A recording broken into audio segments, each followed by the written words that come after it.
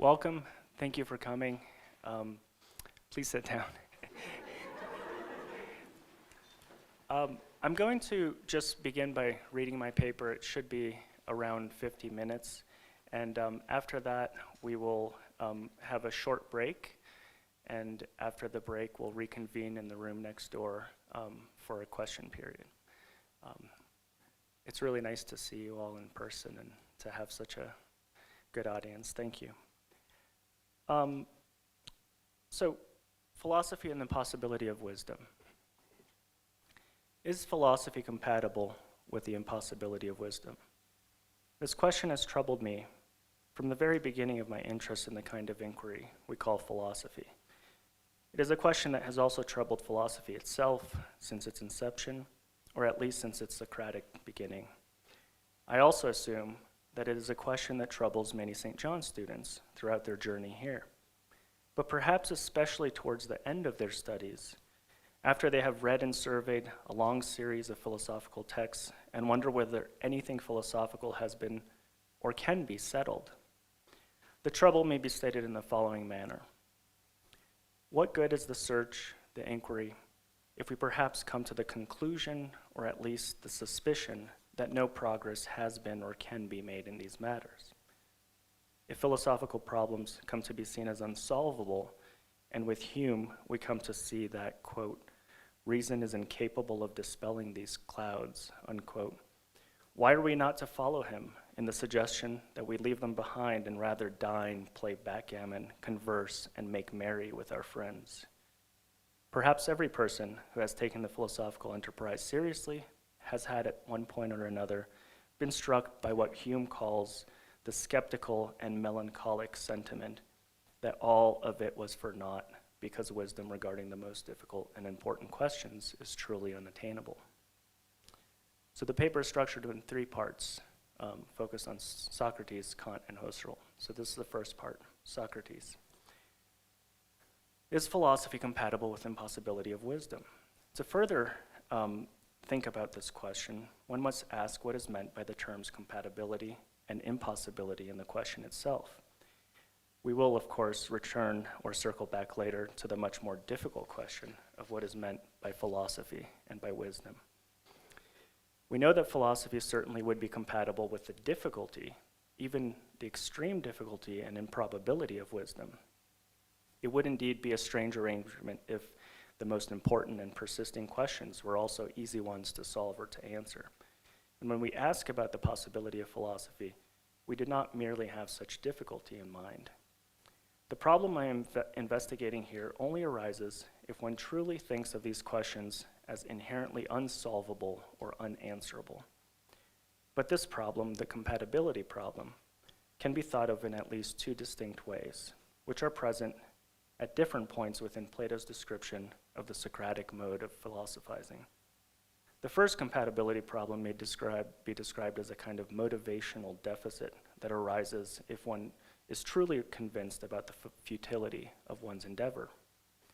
If philosophy is, after all, a striving, whether one characterizes this as philia or eros, there is a worry that such striving or drive may be extinguished by the recognition of its impossibility. We all know such problems acutely from Plato's Meno, where Meno seems to be interested in discovering whether virtue can be taught, but is very impressed by the heuristic argument that supposedly proves that it is impossible to find knowledge about virtue. Socrates responds with a myth of recollection, which, if believed, would reignite the desire for the search of knowledge by once again convincing the listeners that such a search is feasible. The myth of recollection offers an account that undoes what I'm calling the motivational deficit produced by the belief in the heuristic argument. As Socrates puts it, and this is the first citation on your handout, it's nice to have handouts. You'll be able to read along with the important passages, but also know when the paper's about to be done. So this is the first one. This account, by contrast, makes us active and ready to search, end quote. Belief, and it is a matter of belief here, since it is presented in the form of a myth and not an argument, reignites the philosophical drive, making us ergaticos and zeteticos.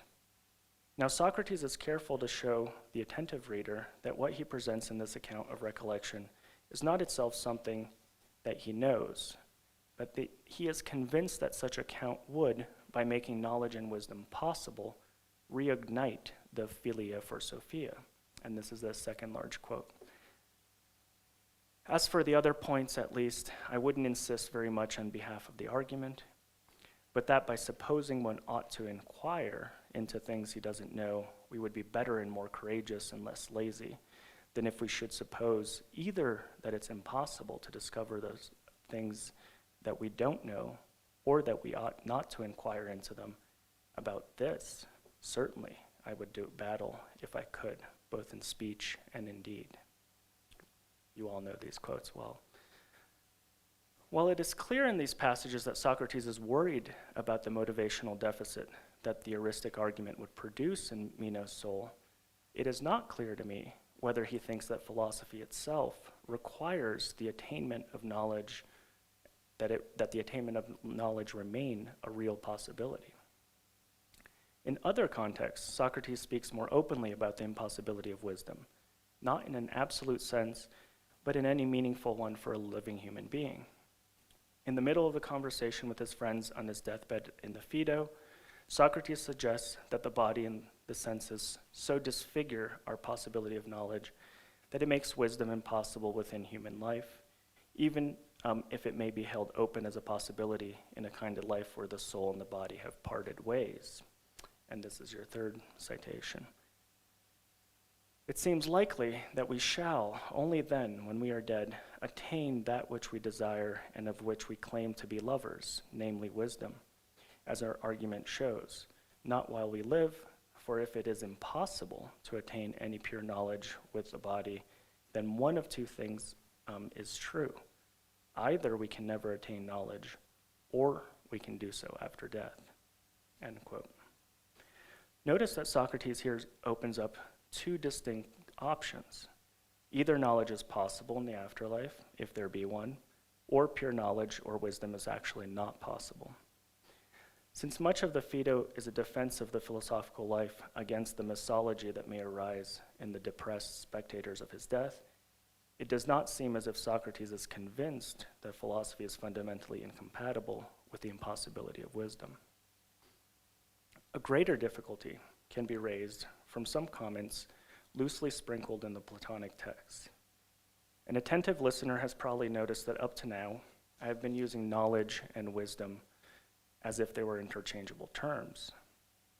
While my question is about whether philosophy is or is not compatible with the impossibility of wisdom, the Socratic example from the Meno speaks of the possibility of knowledge, whereas in the Phaedo, Socrates is discussing the possibility of wisdom. This slippage is not without repercussions. While knowledge and wisdom are intimately related, recall Aristotle's description of Sophia as a kind of combination of episteme and nous in the Nick Ethics. It is not clear that we could move between them interchangeably in our questioning.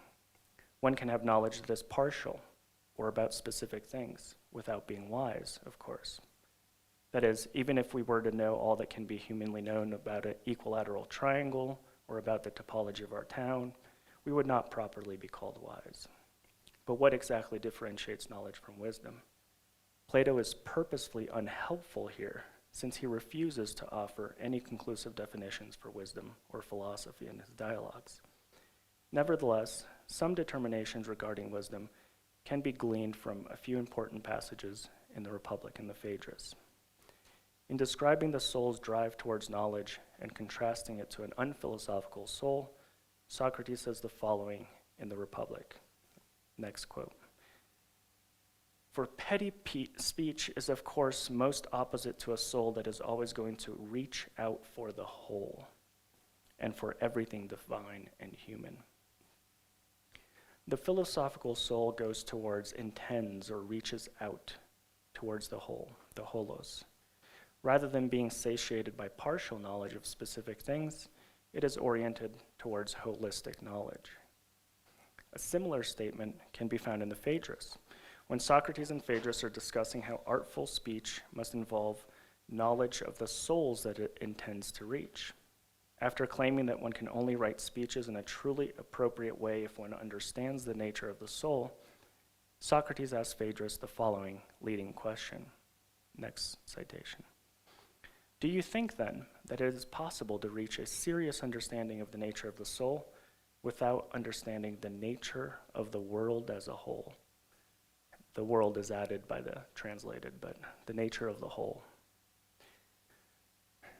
This exchange suggests that the truly philosophical drive towards knowledge is not of a particular kind, but is oriented towards this whole, and furthermore, to the view of how the parts fit in within this greater whole. Here we see a more difficult sense of the impossibility we are discussing. The difficulty inherent in philosophy is not simply one regarding particular knowledge, since we are probably all convinced that we can have some knowledge of carpentry, pine trees, triangles, but more importantly in regards to this knowledgeable orientation towards the whole. Wisdom involves this holistic understanding, and philosophy is desirous of comprehending this whole. It seems to me that Socrates deliberately leaves this question of the whole open, in that he does not decide in favor or against whether or not the nature of the whole can be known. But we have, by means of this Socratic investigation, come to a better understanding of the nature of our question, since the possibility of wisdom is now related to not to an epistemological question regarding knowledge of particular things, but to an ontological question regarding the nature of the whole. The question, is philosophy compatible with the impossibility of wisdom, now becomes, is philosophy compatible with the impossibility of comprehending the true nature of the whole? Section 2, Kant. In this section, I will turn to Kant as a paradigmatic thinker who answered this question in the affirmative. That is, who thinks that philosophy is still possible and that the comprehension of the whole is not, in such a manner that wisdom in a robust sense is beyond the grasp of the human intellect. This is stated in no equivocal terms in the famous first sentence that begins the first preface of Kant's Critique. That's your next citation. Human reason has this peculiar fate that in one species of its knowledge it is burdened by questions which, as prescribed by the very nature of reason itself, it is not able to ignore, but which, as transcending all its powers, it is also not able to answer, end quote. Kant begins the argument of the Critique by noting that whereas both mathematics and natural science have secured paths towards becoming scientific, philosophy, under the guise of metaphysics, shows no such progress. After centuries of applications of great minds to the most difficult metaphysical questions, a historical look at their achievements can only make metaphysics look like a, quote, battleground, or mere random groping among concepts, he says. So Kant thus wonders whether the project of a thoroughgoing critique of the faculty of reason can perform for metaphysics, and thus for philosophy, what has been accomplished in the fields of Euclidean geometry and Newtonian physics. By enacting his so-called Copernican revolution in philosophy, that is, testing whether or not it is our knowledge that conforms to objects, or rather objects that conform to our knowledge, Kant seeks to show the sources for the confusion and divisions that have arisen between different dogmatic and skeptical schools of philosophy throughout history. His general project, however, ought to be understood as taking place within the shadows of the great transformations in the modern mathematical and natural sciences, transformations that we are able to observe and study in our junior year's laboratory and mathematics tutorial. Of special importance to the question we are considering is the revolution regarding the concept of infinity, and the transformation that Alexandre Koyré describes succinctly in the title of his book, From a Closed World to an Infinite Universe. The 17th century, Koyré argues, is the site of a radical destruction of the orderly cosmos of ancient and medieval thought, of a cosmos that was orderly, intelligible, and in which to be and to be finite were closely aligned.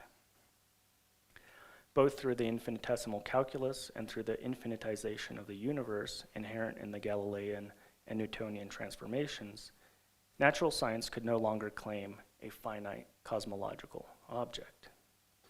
Kant's thought, it seems to me, bears witness to this transformation through his revolutionary distinction between the faculties of understanding, Verstand, and reason, Vernunft, but it does so by altering the way in which such a revolution was understood by the natural philosophers themselves.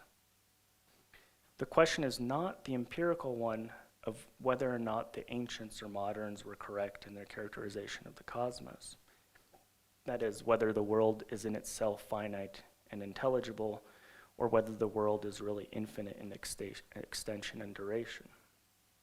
Kant rather seeks to relocate the question of infinity from the nature of the object, and thus from the transcendentally realist perspective, to its seat in the very drive towards infinity within the nature of human reason. That is, to a transcendentally idealist perspective. The understanding remains the faculty of pure concepts that can be employed to possible experience in order to attain empirical knowledge. But reason opens up a domain that is entirely problematic with regards to the problem of knowledge. Understanding may yield knowledge, but reason only thoughts. The understanding has a domain called nature within which it operates, but reason opens up properly into that which he calls world.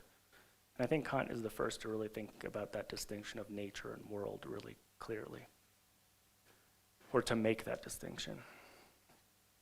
If mathematics and natural science are able to yield knowledge, they can only have local and particular validity, one that necessarily falters when the question of the whole of knowledge or wisdom is brought into play. How does Kant argue for this claim? The nature of reason is itself described by Kant as a kind of infinitizing or totalizing drive within the human mind. First, it does so by searching for the regressive synthesis of conditions for any given knowledge or experience of the understanding. And this is the next quote. The transcendental concept of reason is, therefore, none other than the concept of the totality of the conditions for any given condition. End quote. Reason does not simply demand that, given one conditioned, a further condition should be found, but rather that somehow the totality of the series be completed. If an efficient cause is given, a further efficient cause is demanded, and so on ad infinitum. While the understanding always has as its object a particular conditioned domain, reason demands the absolute totality of that series. This unconditioned, however, is inherently problematic for reason because it pushes the mind beyond the empirical domain towards something that cannot be given in intuition. This principle of reason takes us beyond the sphere of possible experience, and Kant says, quote, there can never be any adequate empirical employment of this principle, end quote. Reason demands a unity and a completeness that it cannot itself satisfy. Thus, even if we could find the cause of any given event in nature, or know that every event in nature has a cause, the view of nature as an absolute totality of causes is not something about which we can legitimately ask whether it was caused or uncaused. We have no intuition or experience of something we call world.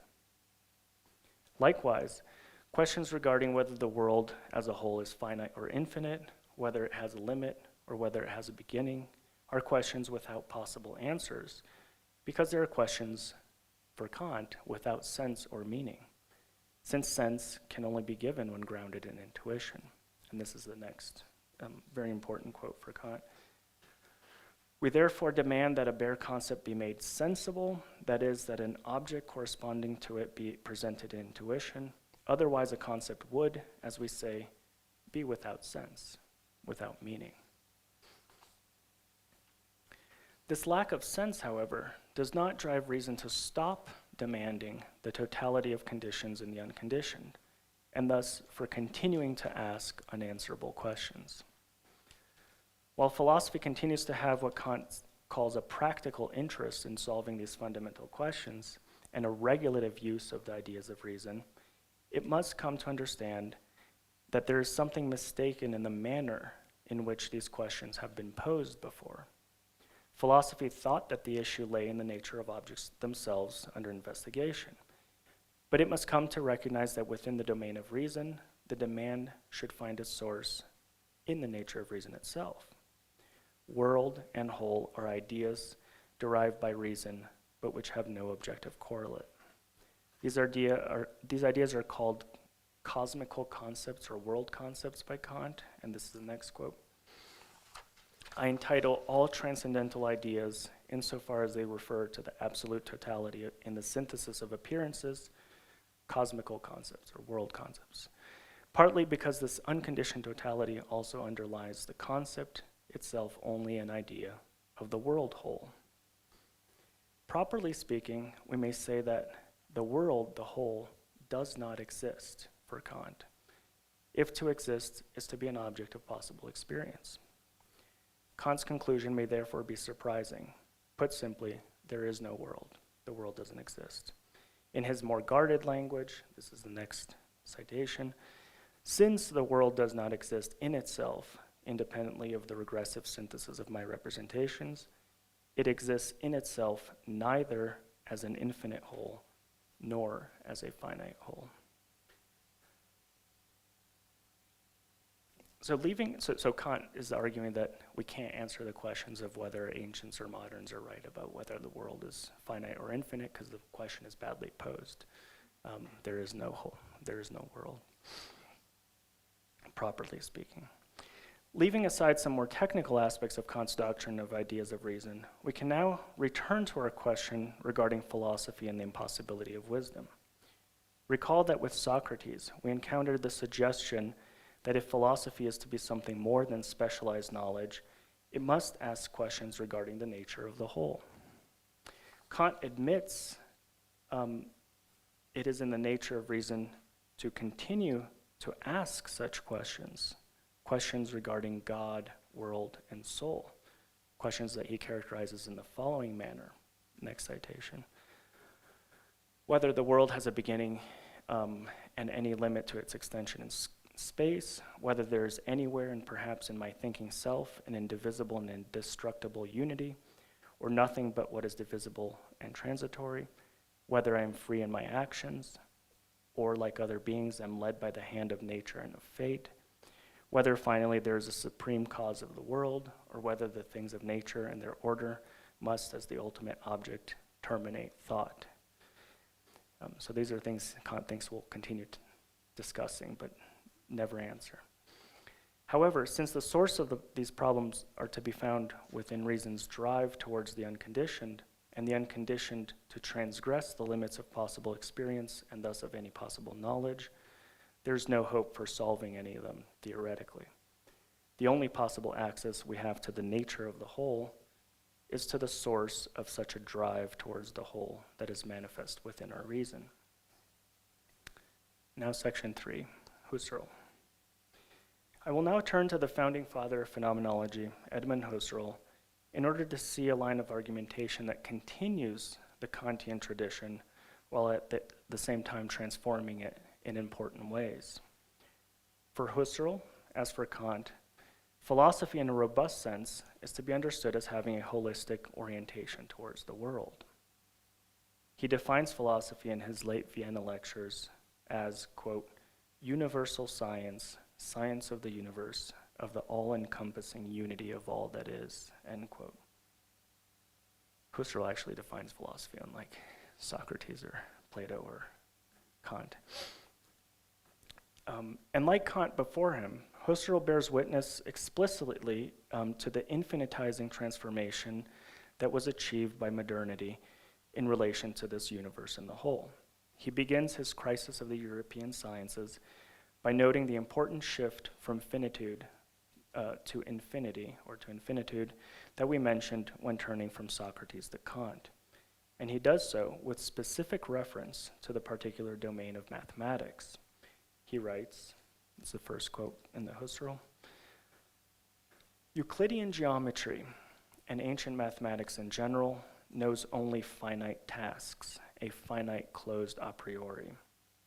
Not until the dawn of the modern period does the actual discover and conquest of the infinite mathematical horizons begin, end quote. Leaving aside now, at least for now, the difficulties, maybe we can talk about it in discussion later, the difficulties regarding Husserl's understanding of mathematical idealization, we may generally characterize Husserl's position in the following way. While the ancients had at their disposal a very sophisticated project for mathematizing nature, a fundamental shift happens with Galileo and Descartes in the style and manner in which the mathematical projection of nature was performed. The moderns open up an infinite task in relation to an infinite domain. The world itself, that is to be known, is now to be understood as an infinite horizon of possible experience.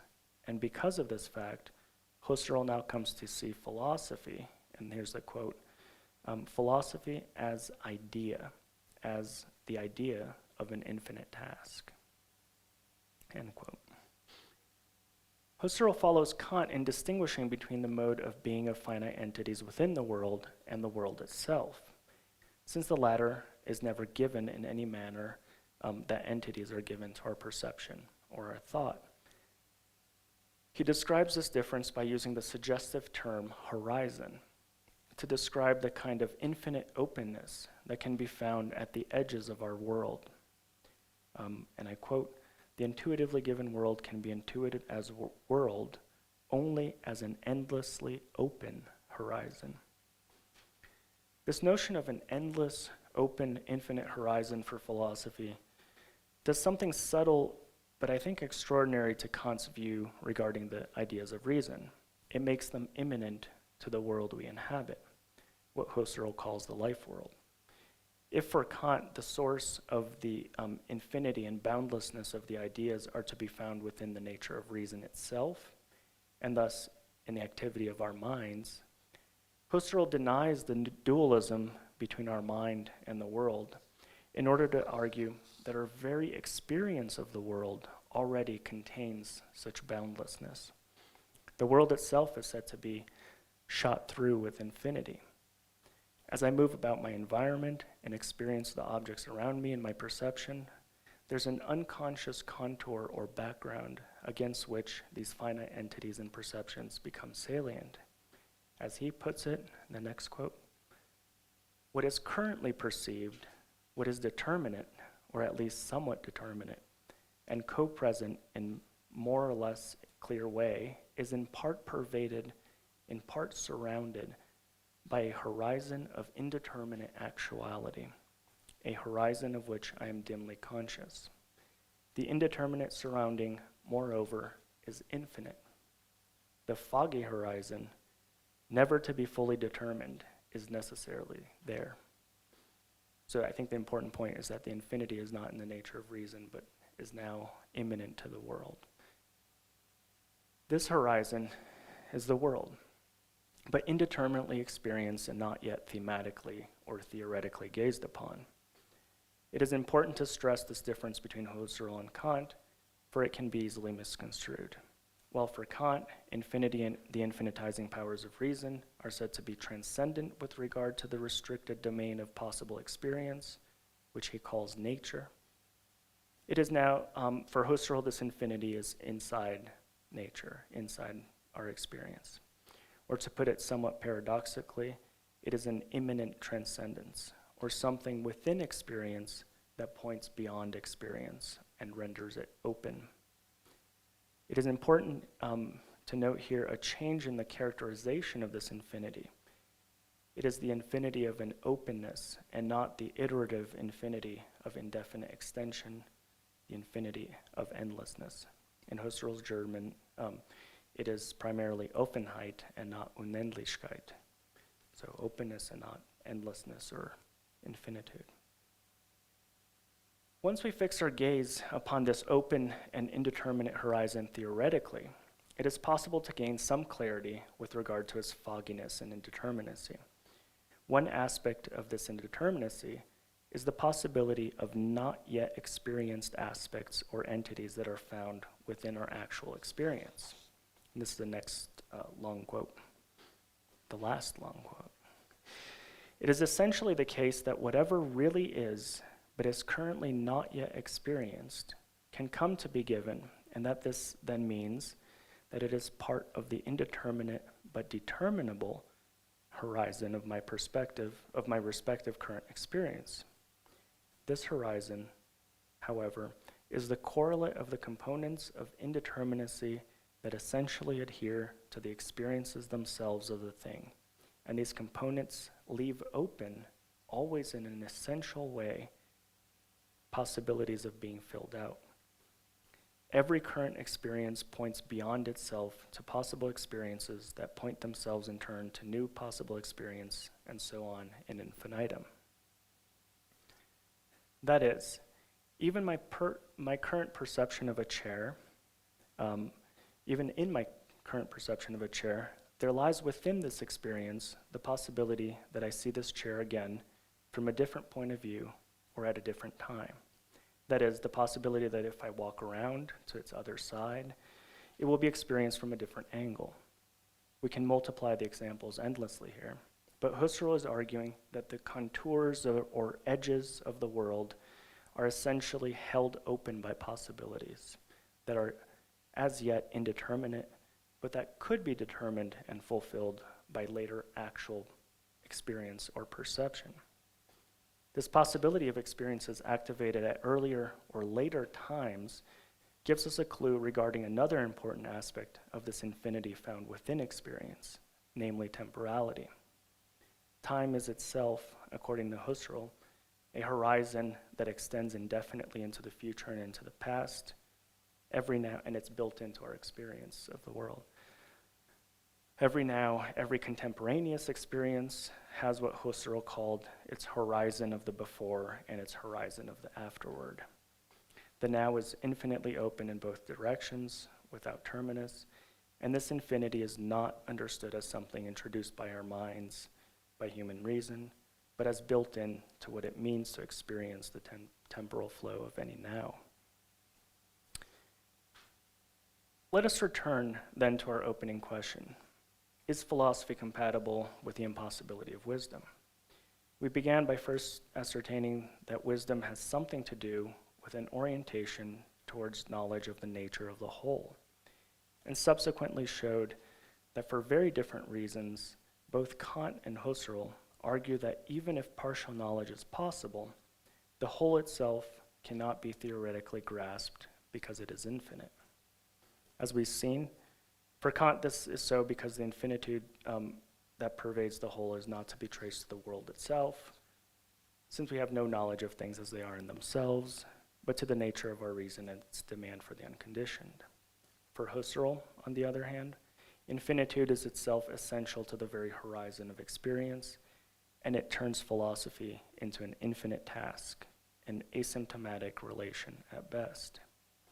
But neither believe, given the acknowledgement of the impossibility of wisdom, that the love of wisdom itself is philosophically extinguished. What, you may ask, becomes of the motivational problem that we announced at the outset of our inquiry? What drive is there for wisdom if it be deemed impossible by Kant and Husserl? What drive does a curve have towards its asymptote?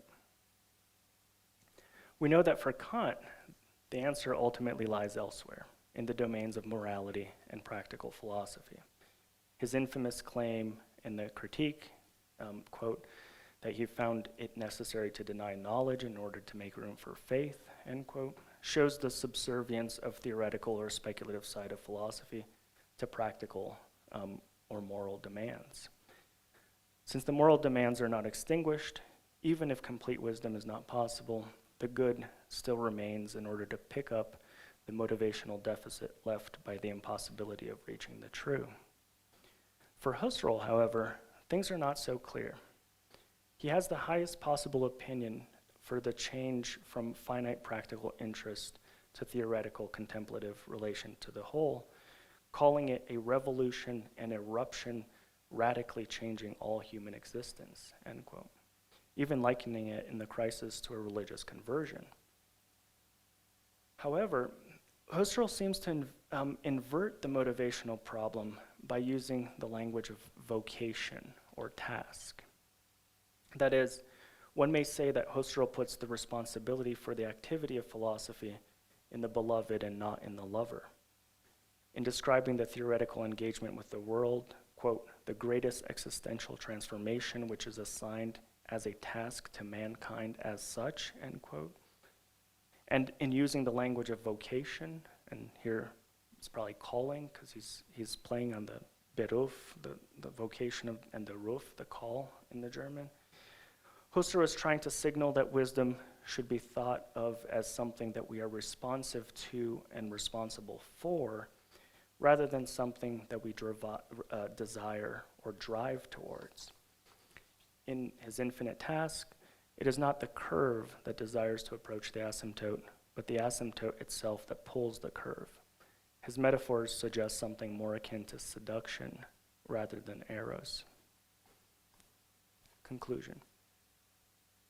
Is philosophy compatible with impossibility of wisdom? We have investigated two modern thinkers who think that it is. But I would like to end the paper by briefly investigating the ways in which other important and paradigmatic modern thinkers answer such question in the negative. That is, in many ways, Kant and Husserl stand almost alone in their positive answers to this question. Their positions are rather singular when compared to the tendencies prevalent in philosophy in the last 2 centuries. The most common response to this question involves the suggestion that the endeavor of philosophy necessarily relies on the possibility of wisdom. But this response can be taken in 2 very different senses. The first, which is Hegel's position, suggests that philosophy is still possible, because wisdom is actually possible. Thus, Hegel states his modest claim in the Phenomenology of Spirit to be, quote, to lay aside the title of love of knowing and become actual knowing, end quote. Hegel's probably the last great thinker to believe in such an accomplishment, and his thinking on this matter really swims against the current of the more skeptical and currents in contemporary thought. The more prevalent view regarding the compatibility of philosophy and the impossibility of wisdom claims that since philosophy requires an openness to this possibility of wisdom, and wisdom in a robust sense is impossible, philosophy itself is not possible anymore in any strict sense, at least not in the traditional modes of metaphysics or ontology. Rather, it ought to be demoted to a more humble and fallible enterprise, and here different thinkers differ greatly on what that enterprise is and how to characterize it.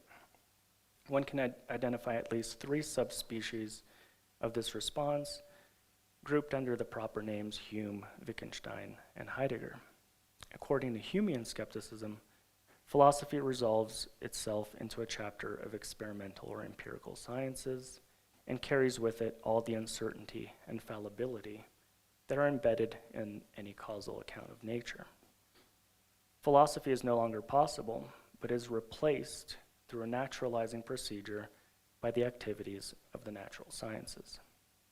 On a very different register, the 2 greatest thinkers of the so-called analytic and continental philosophical traditions of the 20th century, while not following Hume in this naturalizing enterprise, agree that philosophy ought to be brought down from its pedestal and should give way to a more humble and finite way of thinking.